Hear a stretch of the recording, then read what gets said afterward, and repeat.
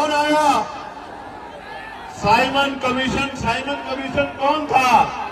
Simon commission एक commission था, एक कमेटी थी जो दलित पिछड़ों आदिवासियों के हालात जानने के लिए भारत आई। और जब साइमन कमीशन भारत आया और वो यहां से रिपोर्ट बनाकर लेके गया, उस रिपोर्ट के आधार पे गोलमेज कॉन्फ्रेंस हुई और 3 बार गोलमेज कॉन्फ्रेंस में बाबा साहब अम्बेडकर आपको अधिकार दिलाने के लिए लड़ते रहे। और बाबा साहब अम्बेडकर की सिफारिशों के कारण इस देश में कमजोर वर्गों को भी वोट का अधिकार मिला।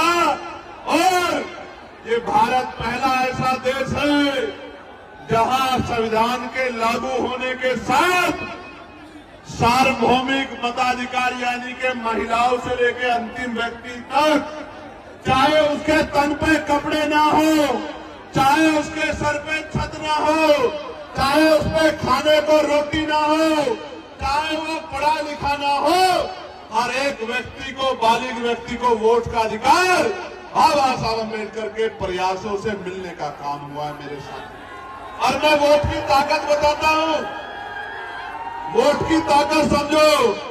अगर ये वोट का अधिकार नहीं होता तो ये जो बड़े बड़े कुर्ते वाले, बड़ी बड़ी गाड़ियों वाले, बड़े बड़े धन्ना सेठ आपकी गलियों में आते हैं चुनाव के समय, आपके पैर पकड़ते हैं, आपके पैर छूते हैं, आपके घर का खाना खाते हैं, आपसे भाईचारा निभाते हैं, आपके घर में कुर्सियों पर बैठ के कहते हैं कि माँ मेरे सिर पे हाथ रख दो, चाची, भाभी, बुआ, ताई, दादी मेरे सर पे हाथ रख दो।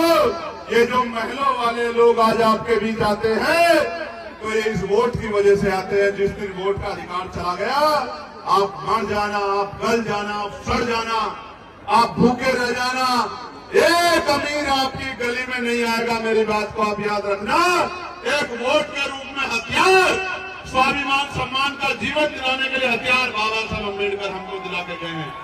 इसलिए बाबा साहब ने किसी की जमीन नहीं छीनी, बाबा साहब ने किसी का घर नहीं छीना, बाबा साहब ने किसी के रुपए